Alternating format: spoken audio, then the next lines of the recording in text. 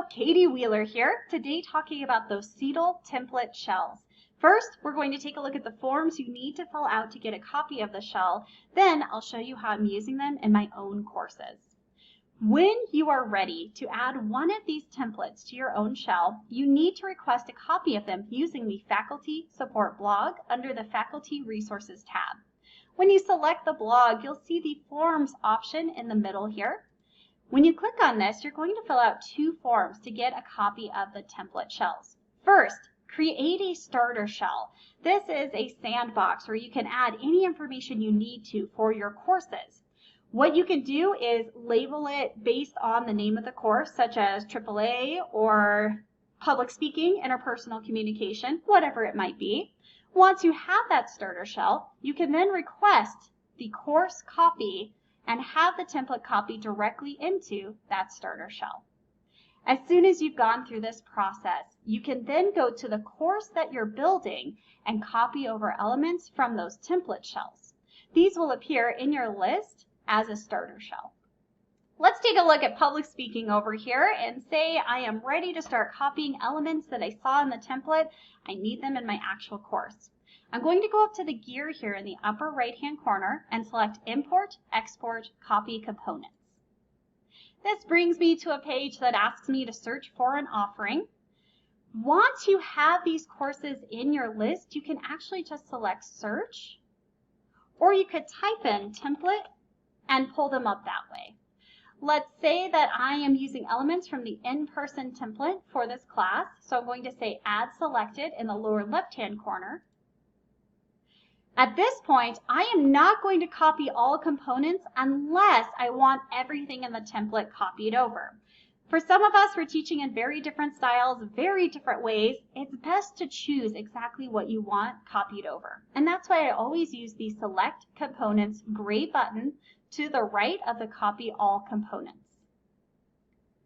This will present you with a list of elements that you can copy over. Let's say I really like the attendance register, so I'm going to get that. I also like those content folders, but I want to look again just to make sure they are the exact ones I want. So here with the attendance, I'm okay with copying that entirely over, but the content folders, I want to double check. So I select individual items to copy, which means on the next screen, it will walk me through which items I actually want to copy into my course. Let's say I want the assignments copied over because it gets me started. I've got the grades, that way I'm not creating a grade book entirely from scratch, and those announcements. I'm going to select individual items to copy to show you what that looks like as well. Once you've decided what you want to copy over, you then can select Continue. And I like that option here because let's say you don't want the discussion posts that are in the hybrid or HighFlex course templates, or you have announcements that you want to use from another course, you have complete control over what you copy over. We're now going to select the blue Continue button. Here, it brings up first my content choices. Which folders do I want? Now I can look through these and say, ooh, you know, I definitely want these elements here. I do want the weekly folders. But you know, I don't really separate out assignments, so I'm not going to choose the assignments. I just want the weekly readings and lectures, and I'll just put a check mark there, and it will only copy over the week 8 folder and the weekly readings and lectures. However, let's say you want everything. I'm just going to say Select All and move to the next page. Here we see these announcements to copy. In the templates, we've created weekly announcements for a 16-week course. If you're teaching a 10-week course, you could just select the ones that you need for those 10 weeks. If you have some additional announcements that you want to build in and you say, hey, I do my welcome shell a little differently, you do not have to select on that welcome to the course. I'm going to go ahead and use all of these. We'll select Continue. Here we are on the Confirm Components to Copy. This is the final page that says, yes, here is specifically what I'm copying over. I'm going to select the blue Finish option, and this will copy over those elements from the in-person template to my actual course shell.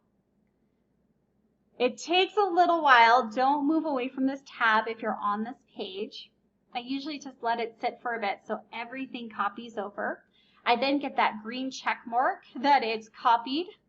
And now when I go to course home, I can see some of these that I still need to delete, but I have everything plugged in here that I need.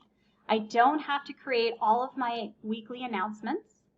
I can just plug in the information and update the dates. When I go to the content folders, these folders are already built. Now I can go in here and just plug in my information. If you need any help with copying over these template shells, I, Katie Wheeler, am here to help you. Feel free to email me at remote.instruction@ppcc.edu.